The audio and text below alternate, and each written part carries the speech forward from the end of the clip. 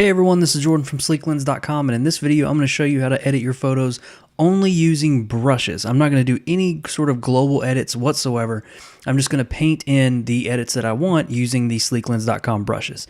So let's go ahead and get started. It's going to be a really fun tutorial. Okay, so I have this photo right here. It's a really great photo, but I want to make it pop a little more, add a little more stylization to it. And so the first thing I'm going to do is highlight the water. I want to kind of change up the water a little bit. And so I'm going to go over here to my brushes. And I'm going to choose, the first brush is going to be Brick and Mortar. So I'm going to scroll all the way up here, Brick and Mortar Enhance Sunset. So this brush will kind of change the color of the water a little bit. As you can see, I'm painting over there. And it kind of changes it to a little bit of a warmer color. So I'm just going to keep painting over here.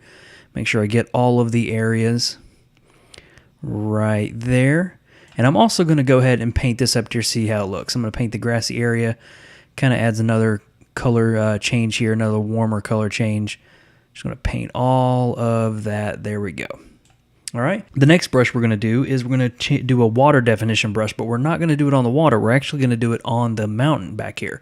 So I'm going to click New, and then I'm going to go to my Out of the Shadows all the way down here and do water definition. And here I'm going to make my brush a little smaller using the left bracket key on my keyboard.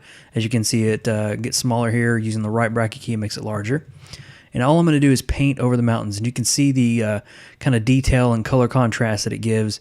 Makes it really pop out. Now, since the sky is kind of blue here and it kind of blends in with the mountain just a little bit, I can click this Show Selected Mask Overlay button, and that will turn my painting into red, and I can see where I'm painting. That's a really good trick to do if you're using the brushes a lot, so you know that you're hitting all the spots here that you want to color. All right, there we go. That's about good. And you can see this part over here I messed up. All I'm going to do is hold the Alt or Option key. That's going to change it to a minus, and that will allow me to erase that away. All right, so I'm going to click this button here. And you can see how we got it all standing out here. It's a lot more detail. So next, I'm going to use a radial filter. Radial filter is actually kind of cool because you can actually use the same brush effects, but as a radial filter. So I'm going to click my radial filter button, and I'm going to drag a radial filter here. I'm going to right about there.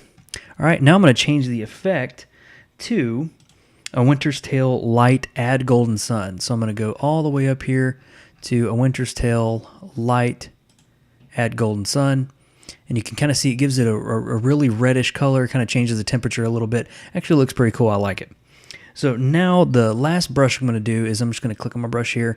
The last brush I'm going to do is the Forever Thine Face Whitened Teeth brush. Now I know that sounds kind of weird, because normally you would use that on a portrait, but since these brushes are so diverse, you can actually apply them to many different photos, and the effect will work out pretty well. So I'm going to go to Face Whiten Teeth, and here I'm going to make my brush a little larger again. I'm going to paint over this area just to kind of desaturate it a little bit. It turns out it was a little too much for me, so I'm going to go ahead and desaturate that a little bit, right around there. Make sure I get the reflections in the water so it stands, kind of blends in there. All right, there we go. So this is our after photo. I'm going to click done, and now we're going to look at the before and after. Looks pretty cool. I actually really like the way it looks.